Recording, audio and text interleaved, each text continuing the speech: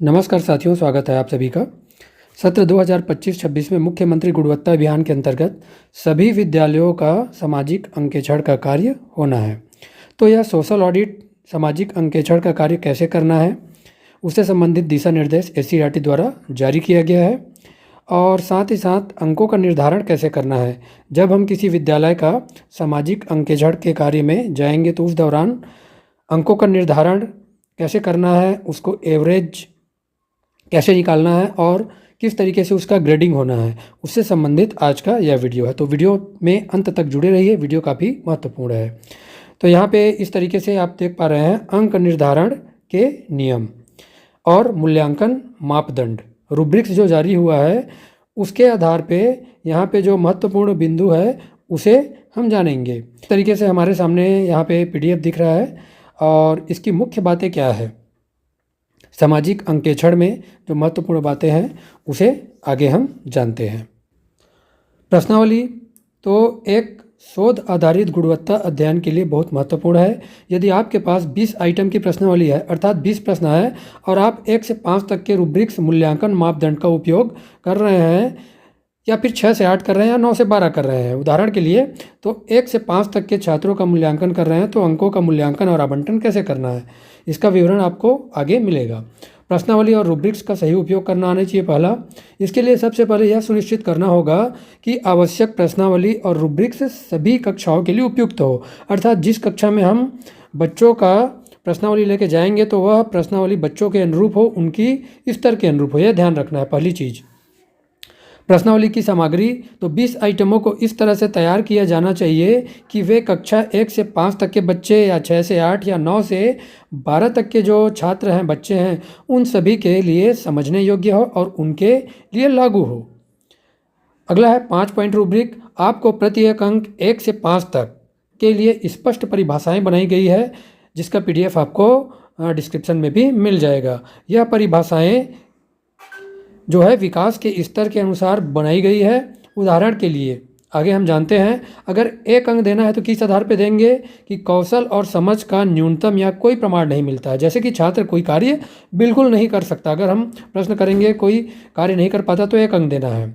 2 अंक किस कंडीशन में देंगे, कौशल समझ का आंशिक या उभरता हुआ प्रमाण मिलेगा हमें। जैसे छात्र क्या करता है, प्रयास करता है लेकिन कई गलतियां करता है और उसे बहुत सहायता की आवश्यकता होती है, तब हम 2 अंक देंगे।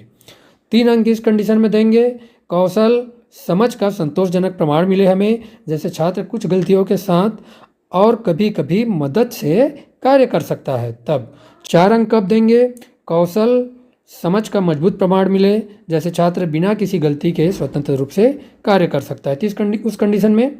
5 अंक कौशल और समझ का असाधारण या अनुकरणीय प्रमाण मिले, जैसे छात्र स्वतंत्र रूप से कार्य कर सकता है और गहरी समझ को प्रदर्शित करता है। जब हम प्रश्न करेंगे तो गहरी समझ अगर दिखता है बच्चे में, उस कंडीशन में हमें 5 अंक देना है।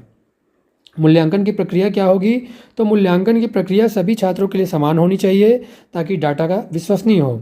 और मूल्यांकन को मानकीकृत कैसे करना है, तो सभी शिक्षकों को प्रश्नावली और रूब्रिक का उपयोग करने का प्रशिक्षण दिया जाना चाहिए, जैसा कि चल रहा है या पहले ही बहुत सारे शिक्षकों ने प्राप्त कर लिया है। मूल्यांकन एक समान तरीके से किया जाना चाहिए, जैसे समान निर्देश देकर एक ही वातावरण में। मूल्यांकन का तरीका क्या होगा, मूल्यांकन अवलोकन छात्र के साक्षात्कार या उनके कार्य के विश्लेषण के आधार पर होगा। अंक आवंटित करना और उनका विश्लेषण, यह आपके शैक्षिक गुणवत्ता शोध का सबसे महत्वपूर्ण हिस्सा है। आपको अंकों को अर्थपूर्ण डाटा में बदलना होगा, जैसे कि प्रत्येक आइटम के लिए अंक है, आपके प्रश्नावली कितने हैं, 20 है, और प्रत्येक आइटम के लिए आपको 1 से 5 अंक देने हैं, तो आइटम 1 से 20 प्रत्येक आइटम के लिए शिक्षक छात्र को उसकी प्रतिक्रिया के आधार पर 1 से 5 अंक के बीच देना है।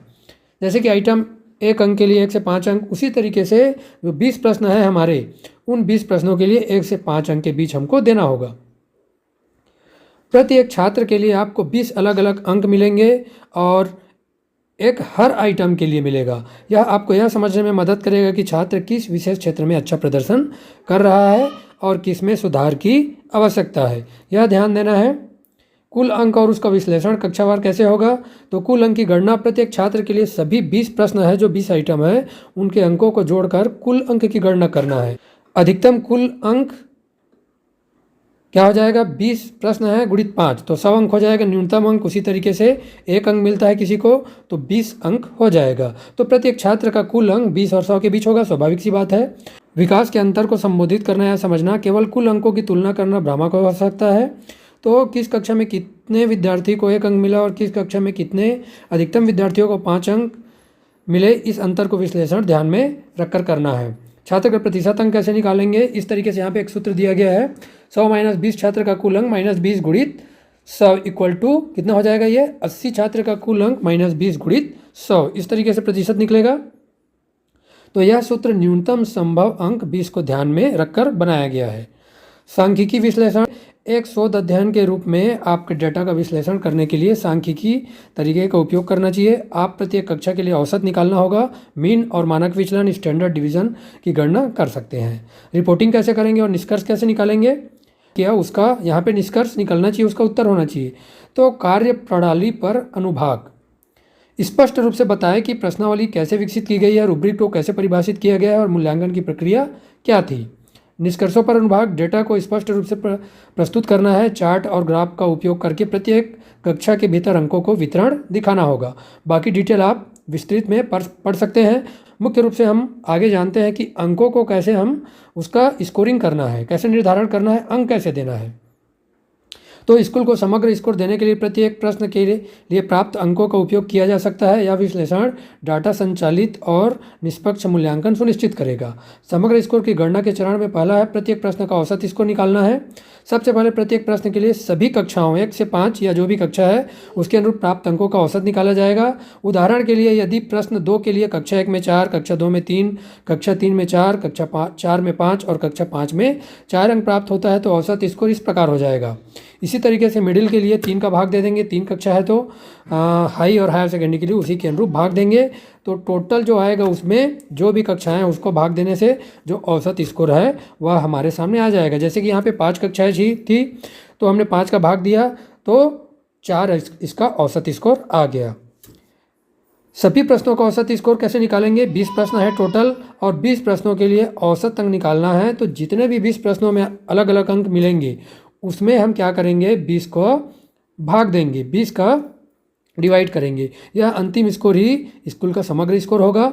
स्कोर की व्याख्या कैसे कर सकते हैं हम, तो समझ लेते हैं, इसको बहुत ही महत्वपूर्ण है। 1 से अगर 2.5 के बीच आता है तो इस रेंज में आने वाले स्कोर को असंतोषप्रद या औसत से कम माना जाएगा। यह दर्शाएगा कि स्कूल को सुधार की सख्त आवश्यकता है। उसी तरीके से 2.6 से 3.5 के बीच अगर स्कोर आता है तो औसत या संतोषजनक प्रदर्शन को दर्शाएगा। इसका अर्थ होगा कि स्कूल को सामान्य मानकों को पूरा करने के लिए कुछ क्षेत्रों में सुधार करना होगा।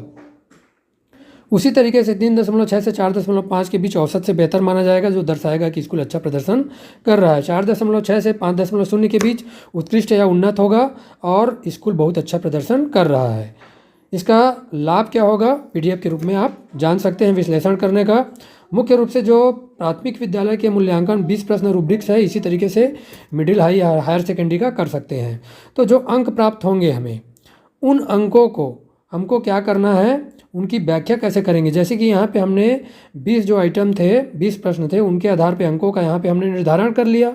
समझ लीजिए आप, पहला प्रश्न, दूसरा प्रश्न, तीसरा प्रश्न, इस तरीके से करने के बाद उन सभी प्रश्नों के अंकों को क्या करना है, जोड़ना है।